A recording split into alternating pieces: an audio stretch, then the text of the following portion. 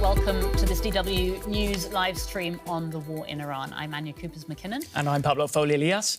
Thanks so much for joining us. Our focus today, why Germany is refusing to join the war on Iran, and the fact that the German Chancellor, that's Friedrich Merz, has changed his tune pretty significantly about his support for the war in the last week. So we're going to be talking about why. We're actually going to be hearing from the Chancellor himself. That's in about 15 minutes from now. He's going to be speaking to the German Parliament about the Iran war ahead of a meeting of European Union leaders in Brussels on Thursday. So he's going to be setting out his thoughts and policies about the Iran war.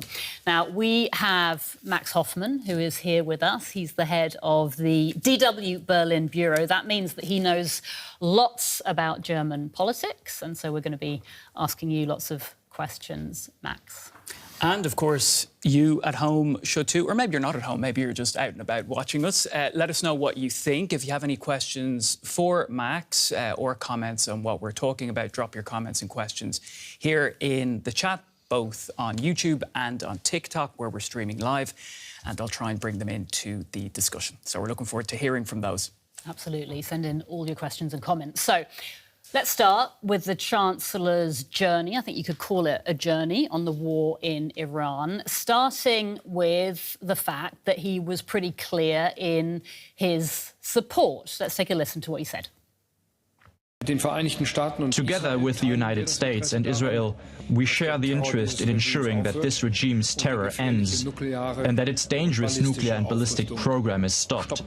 The military strikes are intended to end the destructive game of a weakened regime. This is not without risk. All right, so pretty clear there in his support of toppling the Iranian regime. He was saying that to Donald Trump.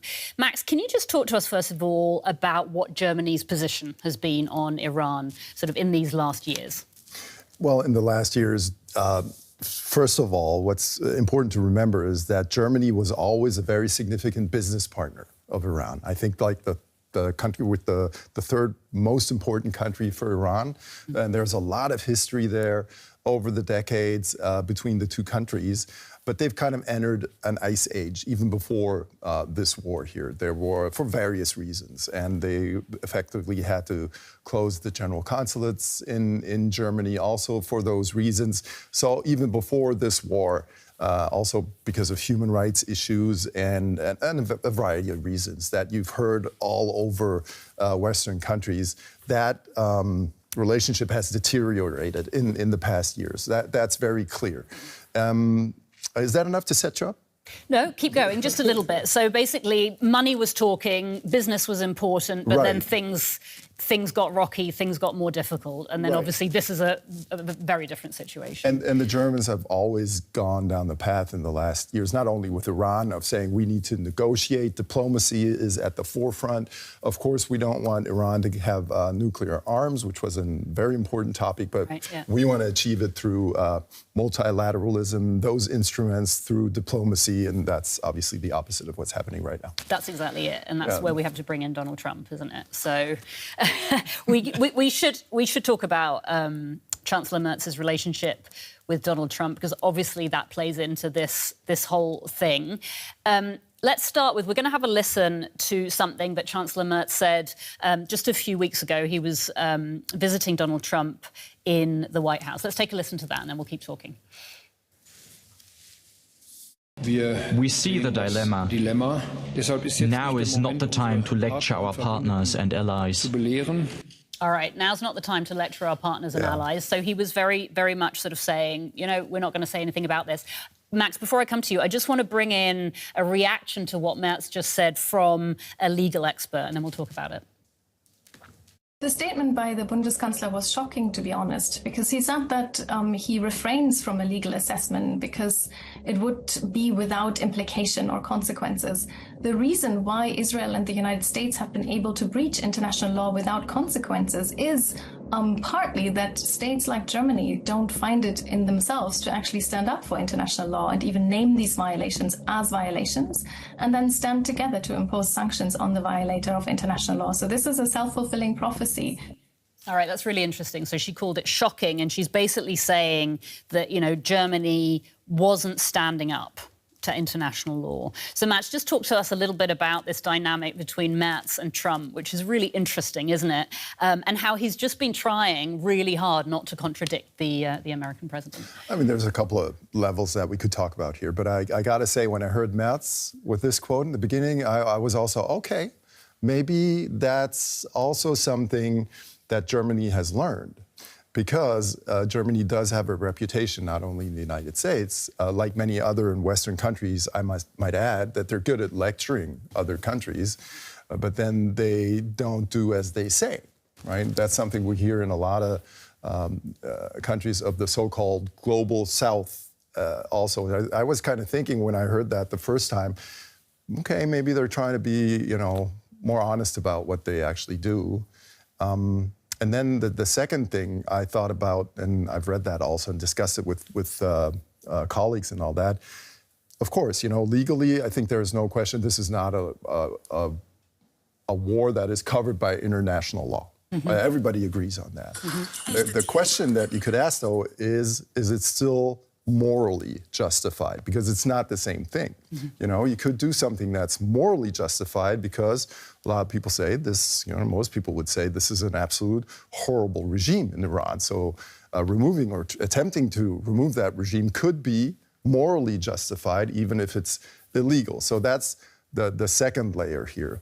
And, but you're right. Of course, the third layer here is we do assume, we don't know, you know, nobody's ever come and said so, we do assume that Friedrich Merz, the German Chancellor, is very careful and not unnecessarily angering the US President Donald Trump, because obviously the support of the US on many levels, but first and foremost in Ukraine, is crucial.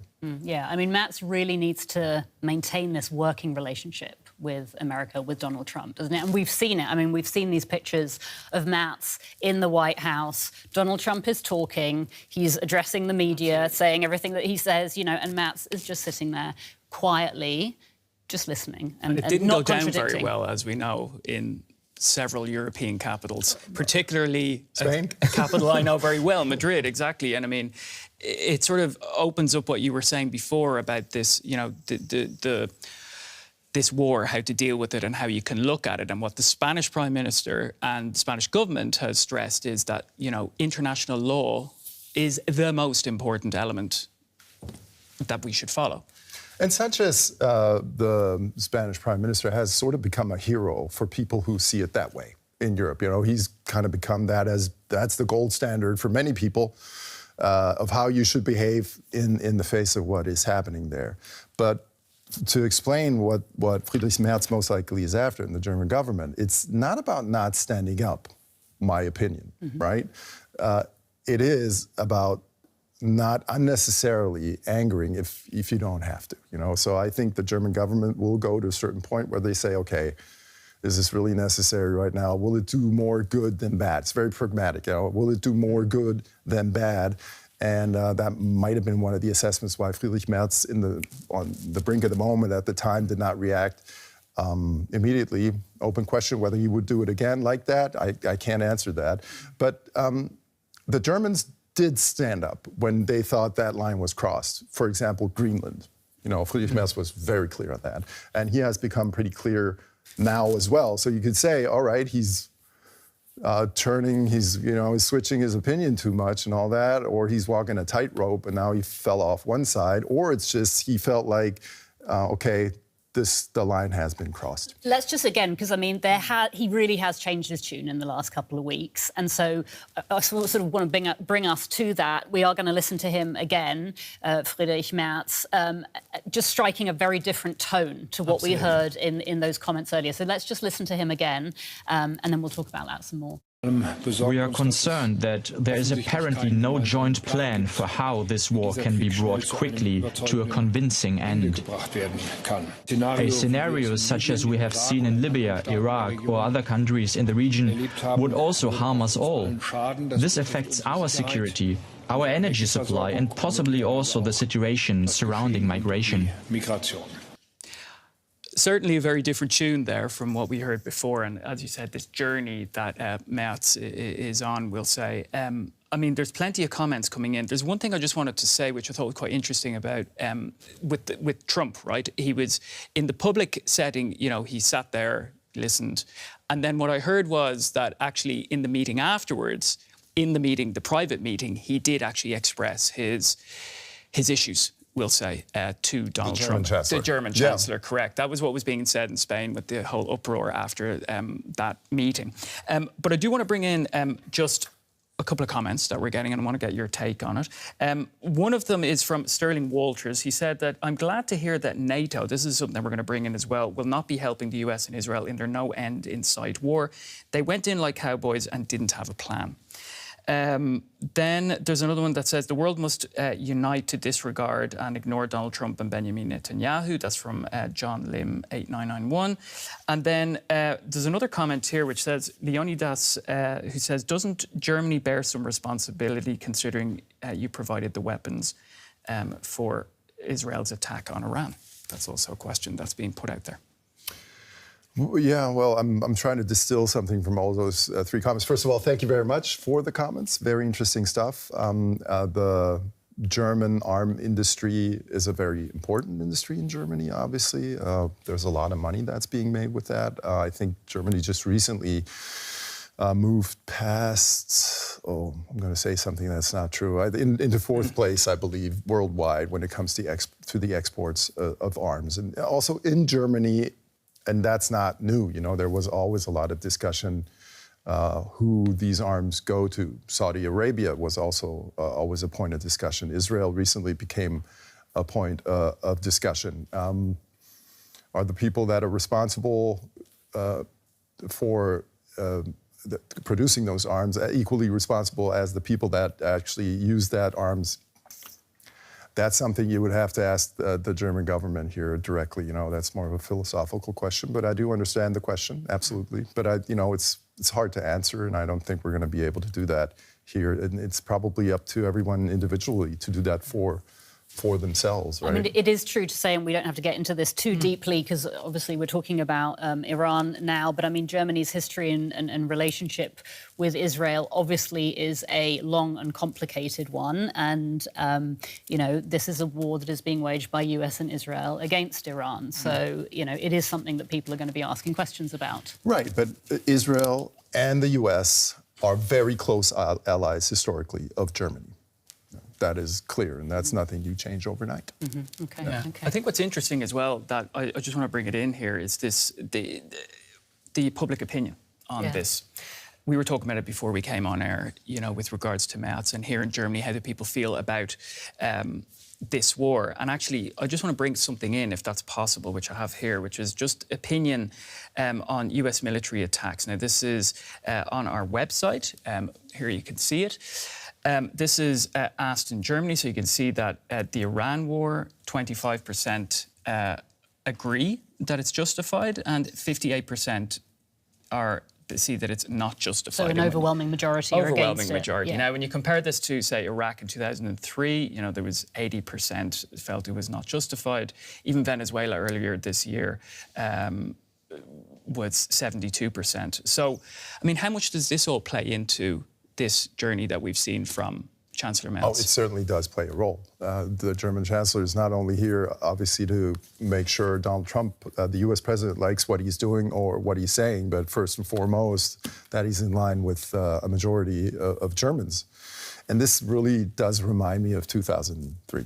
You probably know what I'm talking about. The then Chancellor Gerhard Schröder, with a very strong opposition to the invasion of Iraq by George W. Bush at the time, which really helped him in the polls also. And retrospectively, Germans do believe that it was the right thing to do. You know, it really helped him politically, but it was also what Germans thought was the right thing to do. And I think a lot of our users and viewers probably would agree that given what happened afterwards in Iraq, and also that the whole explanation for that invasion fell apart, weapons of mass destruction being the key word here, probably a lot of our users also feel that it was the right thing to do not to participate here. And so the discussion that we have in Germany right now is Friedrich Merz having his Schröder moment, comparable to back then.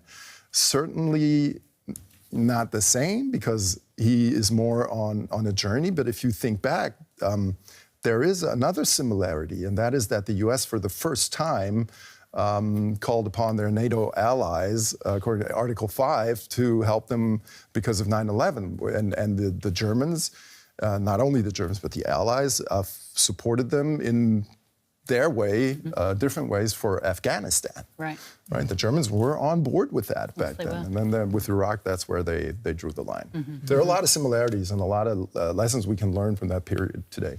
Okay. I just want to tell our viewers what you can see in that little window is the fact that the things are kicking off in the Bundestag, in the German parliament. And that's where we're going to be going live in just a second when the Chancellor does start speaking. But we'll keep chatting here in the studio until we do hear from them. We were talking about the Spanish leader, Pedro Sanchez, earlier. He was really clear as an EU leader saying this war is not OK, this is illegal. And Trump's reaction to him was pretty stark, wasn't it? He said, we're going to stop all trade with Spain. We're going to cut off contact, if you don't want to help us. Given Merz's journey now, saying, from saying, oh, yeah, we agree to we're not having really anything to do with this, let's talk about to what extent Merz has been influenced by other European leaders and also his, is this sort of his moment of maybe becoming the leading voice in the EU in terms of, sort of a united EU? The EU is not united. Well, that's a big thing to say, Max. But it's pretty united. It's been more. It's a bit united. It's pretty much. And you always have Hungary. Hungary is a different story. Although I must admit, I'm not entirely sure where Viktor Orban stands on this. I know where he stands on other issues, Ukraine and all that. Germany is often, as being the most important economy in Europe and also being the most populous country in the European Union, is often perceived as the country to call. If you want to talk to Europe, talk to Germany. It's always been that way, sometimes more, sometimes less.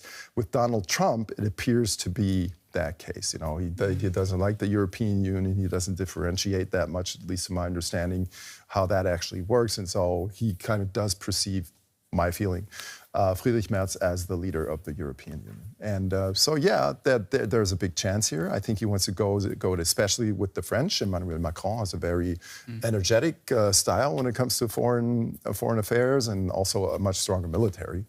So those two will be crucial. But it's important to say, though, isn't it, that Emmanuel Macron may soon be voted out of office. And so, he says a lot and he says things in a very strong way. But, I mean, to the extent that he can be seen sort of as a leader of United Europe, he's probably not going to be around for much longer. So he can't be along for much longer because we have elections in 2020. You're leading me down slippery slopes here. But the election next year, 2027, even if he wanted to. If he wanted to present himself, it's not possible, according to French law. Pretty similar, by the way, to the U.S., where Donald Trump, according to the Constitution at least, could not be in for a third term. We'll see. but absolutely. But I mean, the thing, going back to the whole European issue, I mean, is it not more important for Europe? I mean, we kind of know this, but I think are European leaders not trying to sort of unite or at least find common ground because of sort of a stronger Europe or a Europe that is at least on the same page with regards to how they approach situations like the one in Iran, makes them stronger and sort of projects their voice? Is that not really what Germany, France, Spain, and not just EU countries, European countries, we can bring in the UK there? And just to end it on this, because I have a comment here from one of our viewers who says Germany should be the first to be against war and seek the diplomatic way out. Yeah, and I think that's kind of what's happening, right? Because of the history. I assume that's what you're alluding to here, because of the terrors it also unleashed, the Second World War and all that. And that was the understanding always in the beginning of the West Germany, of the Federal Republic of Germany. All of Germany now is the Federal Republic of Germany. And always trying not to get mixed up, so sorry, apologies for that. West Germany and East Germany. With all those different things. That was always the understanding of Germany, and that's how they also are approaching this.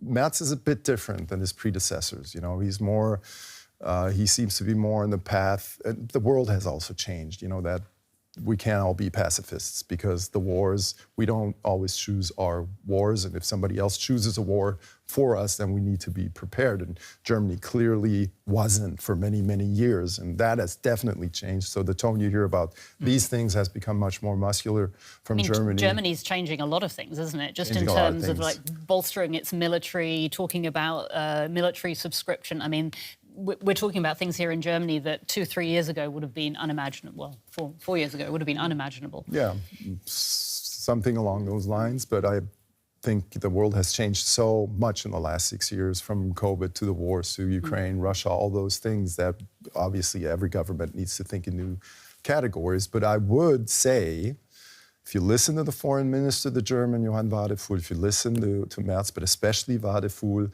it's very clear that Germany wants to go down the path of diplomacy. It still wants to be one of the pillars of the multilateral system in the world. It still wants to be a pillar for the rule of law.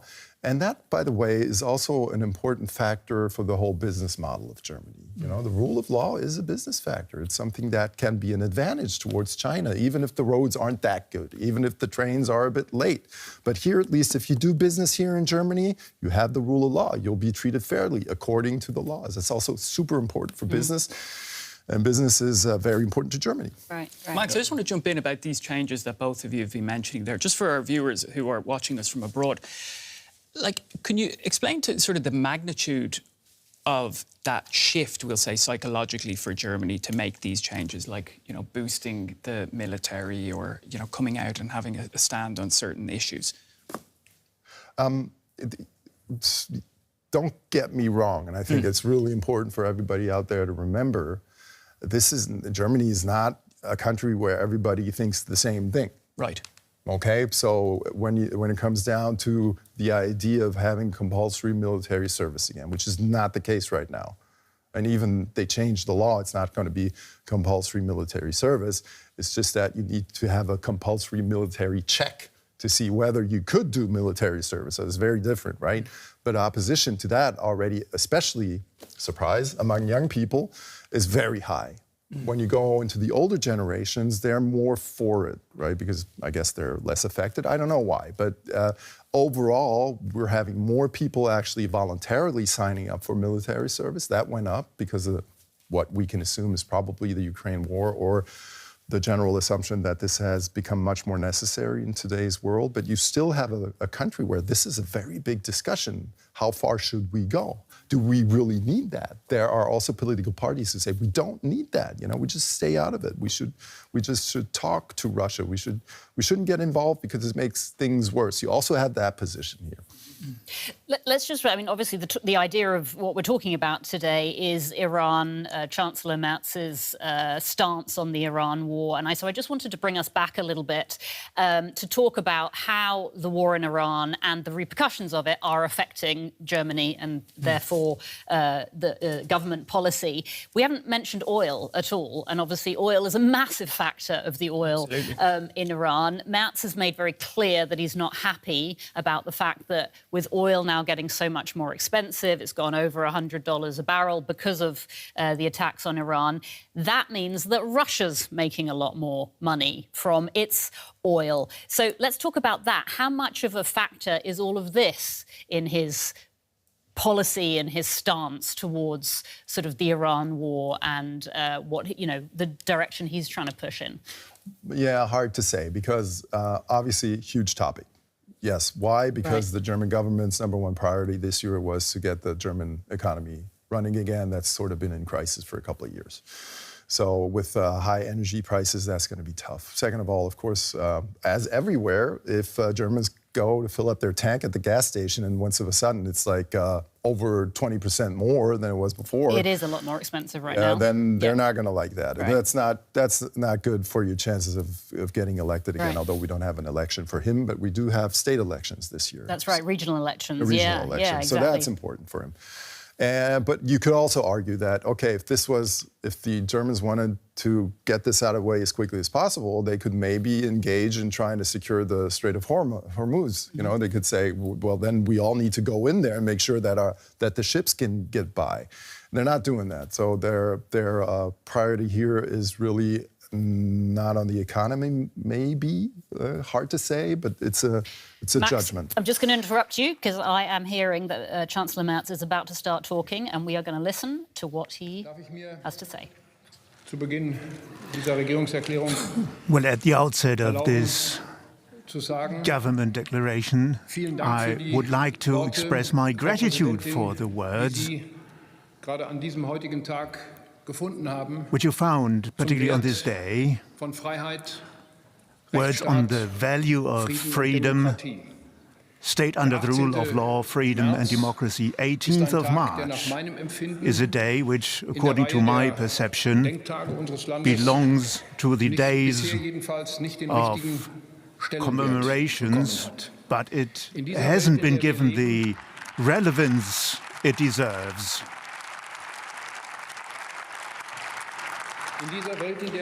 In this world of ours, peace and freedom, rule under the state under rule of law and democracy count for more than some of us would have imagined when they started their political career. Therefore, again, thank you very much for these words. And I'm turning to the German president who determined this day to be the Day of Democracy. Thank you very much.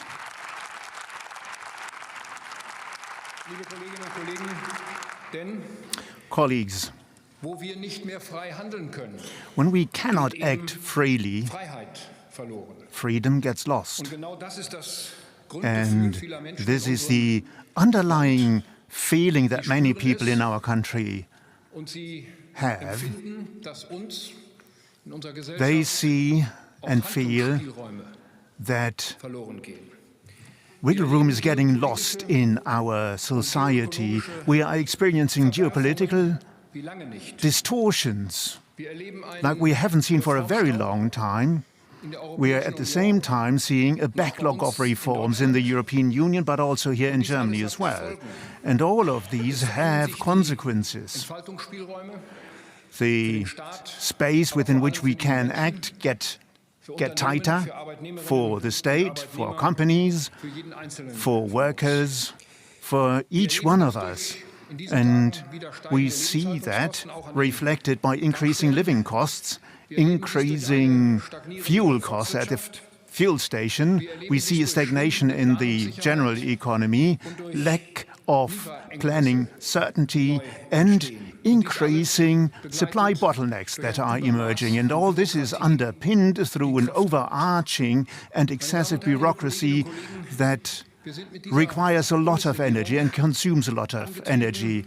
Ladies and gentlemen, with this government, we set out to give Germany more space to act again, not for the state as such, but space to act for the citizens of this country, for our companies, across all sizes, from a craftsman's company up to blue-chip company. That is what counts during these days and during these months. With our policies of the German government, we want to make sure that this space to act will be given to citizens in this country. Space for courage, for innovation, for experiments, and for the huge potentials that we still see in our country. This is a goal that we set out to achieve, and we are going to work towards this goal with a lot of determination. And we're doing the same on an international level by creating new space for our export-oriented industries. We do that with a comprehensive reform program internally by opening up space for economic activities and competitiveness, by digitizing the state and society, by modernizing it, by reviewing our social security systems and reforming them comprehensively where needed, by pushing back irregular migration and by strengthening our security authorities, and particularly the armed forces. And all those who take part in these efforts, and these are major efforts, all those who take part in these efforts and who pull along, I want to thank them at this juncture. Colleagues, we are making sure that there will be new space to act also on a European level.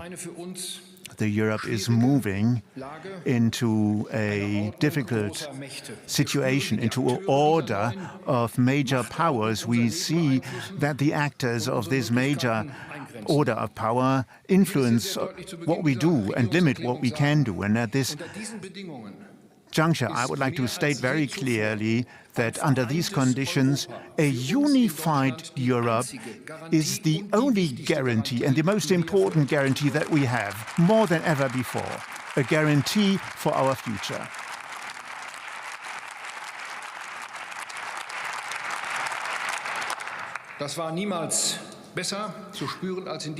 And this was never more tangible than during these days and weeks.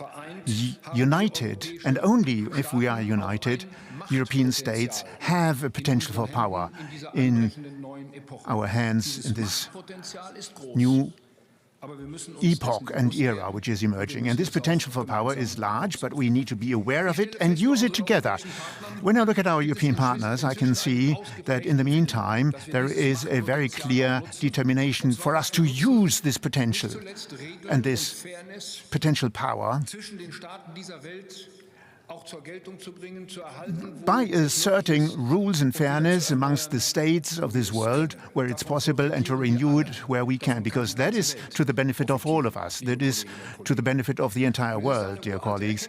And it's an old wisdom, but that doesn't mean that it would be wrong. During these months, we are particularly aware of how important this understanding is. If something is evaporating that was important to us, although we weren't aware of it every day, then the willingness to assert one's position grows, to stand up for what we understand to be important, stand up also in the sense of respect for oneself and for one's own value. And there is something else that I would like to add. In this European Union of 450 million inhabitants, 100 million more than the United States of America have, in this European Union, we do not longer want to sell below our value. We identify our interests. We are at the same time identifying the means that we have to assert our interests.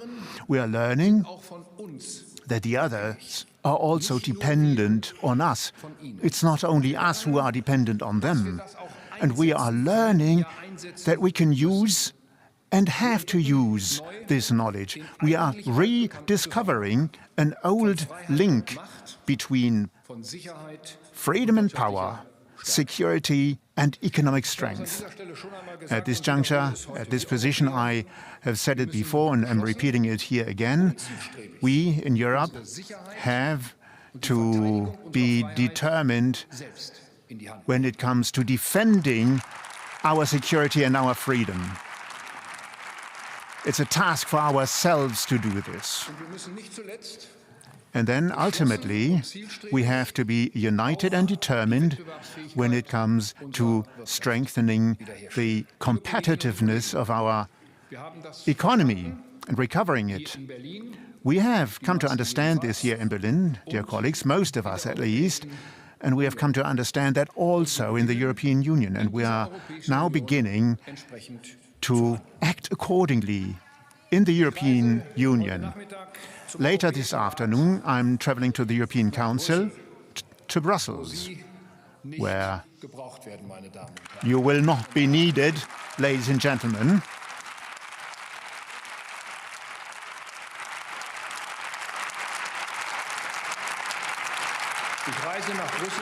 I'm traveling to Brussels to talk about the security and our economic strength. And we're going to do that very intensively, and we're going to focus particularly on the question of competitiveness, because it was us, the German government, which has put this topic onto the top of the European agenda. As a result of my proposal last month, in February, we have discussed within the circle of heads of state and government, we have discussed good ideas and good proposals for the further development of the European internal market. And now, tomorrow, we will talk about concrete resolutions and decisions to be taken.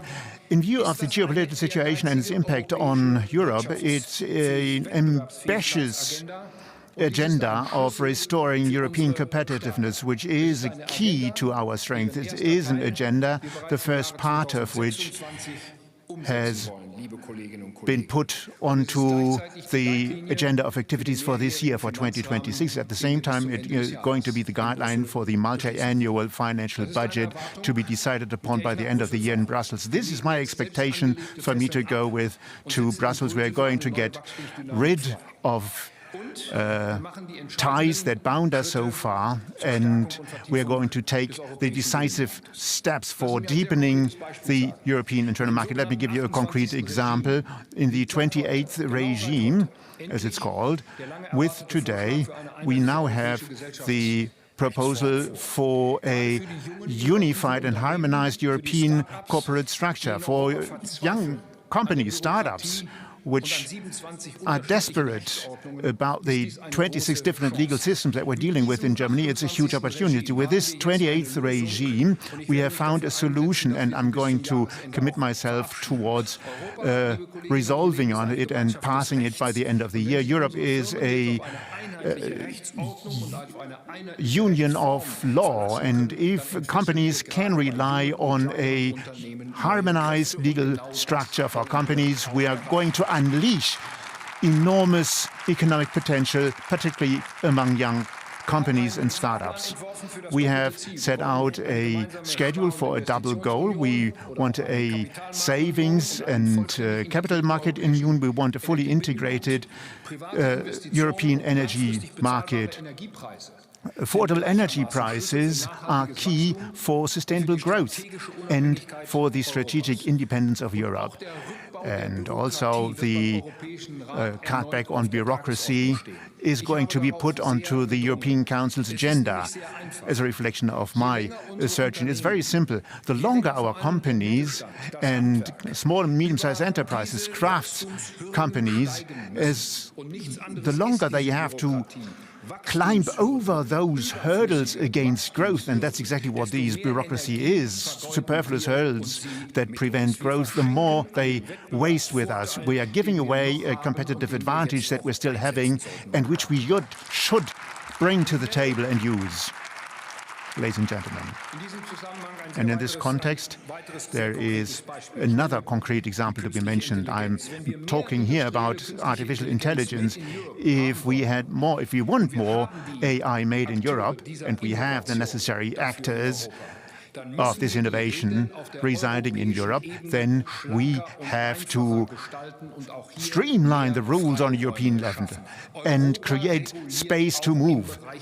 Europe also over-regulates in the area of artificial intelligence, thus slowing down the potential for growth and keeps us from using the potential that this technology has. And therefore, I'm expecting that the Commission scours the entirety of European legislation, trying to answer two simple questions. How can we simplify rules, and where can excessive regulation be abolished?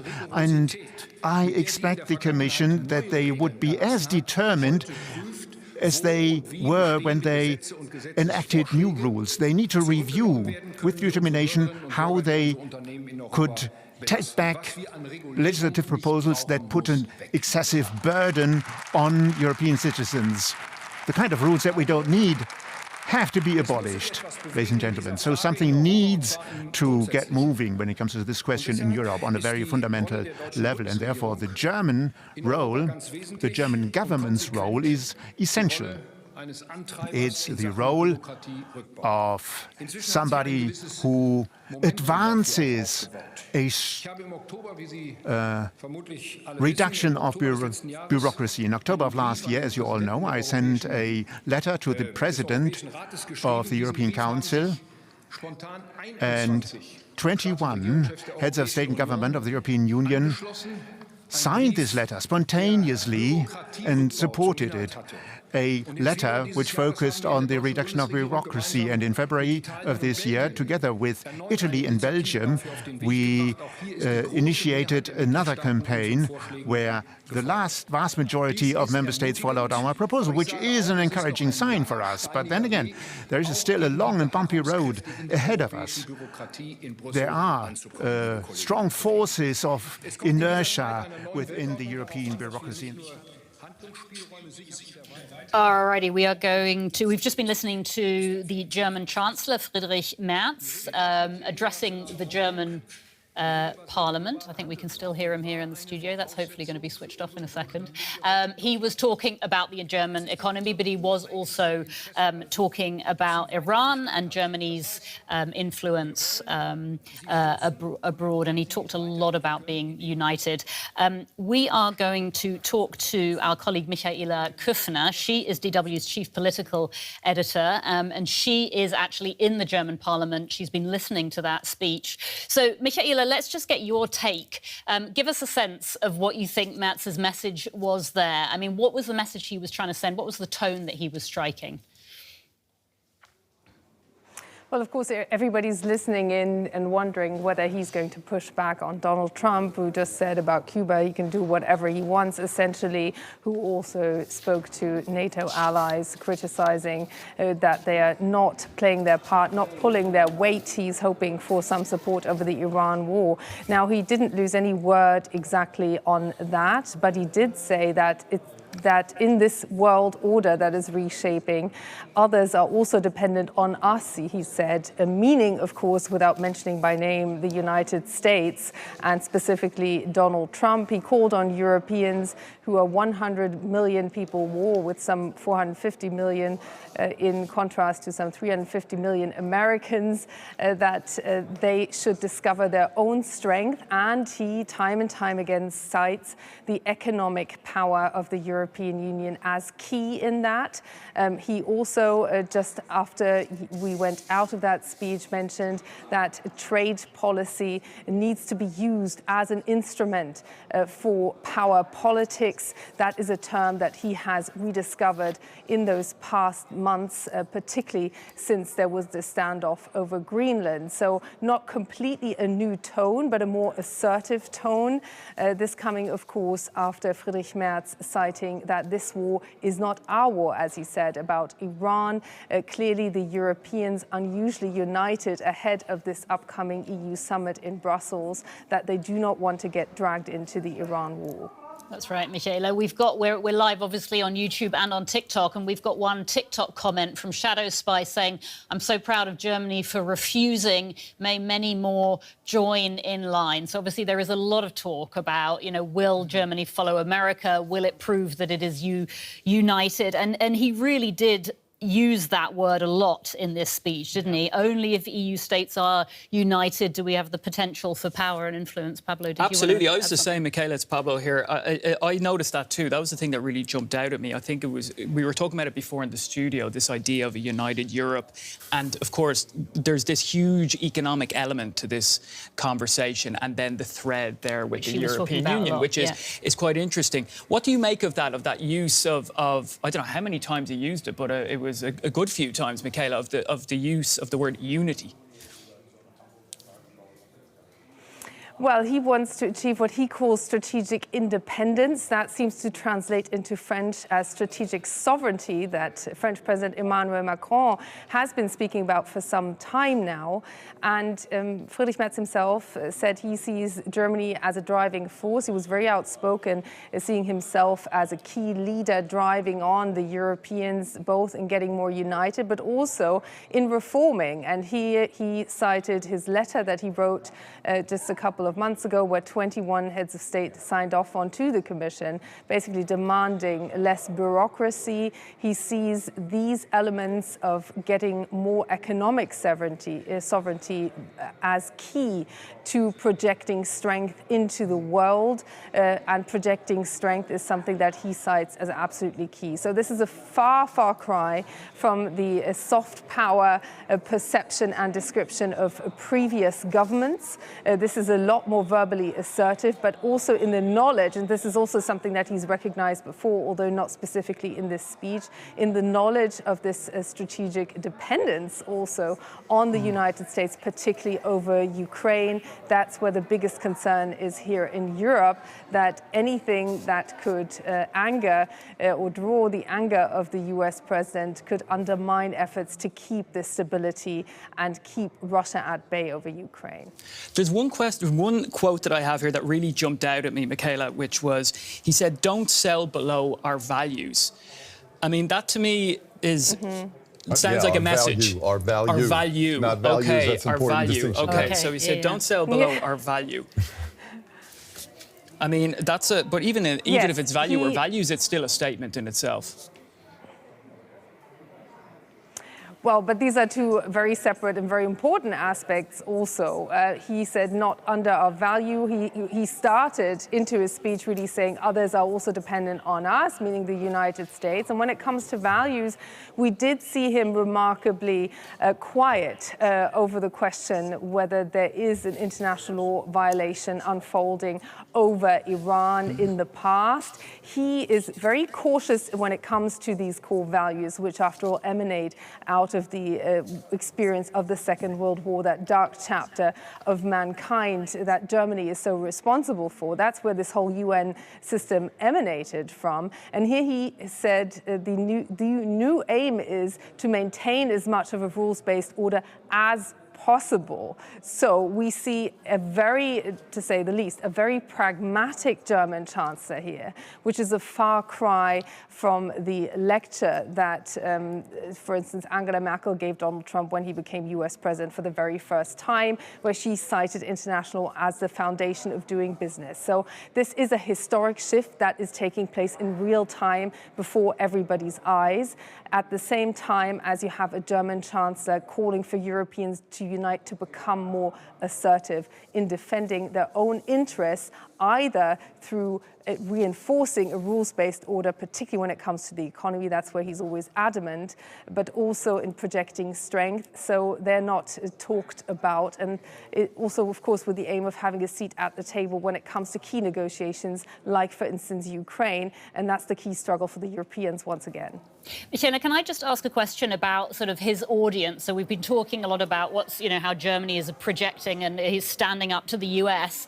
But can we just talk a little bit about the mood in Germany right now in terms of people's attitudes towards Iran, Germany's involvement in the war, and how politics at home are affecting Merz's position? Because, we've got rising petrol prices, heating getting more expensive, Germans' sort of general attitude towards being involved in a war. And we've got regional elections coming up in Germany, haven't we? So how is Iran feeding into all of this?